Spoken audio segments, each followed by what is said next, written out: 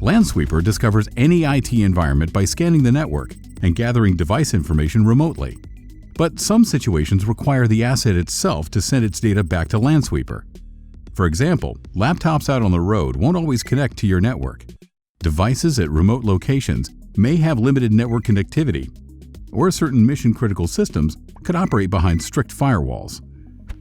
LsAgent is our solution to these situations. It's a small, lightweight application that you can install on your Windows, Mac, and Linux devices.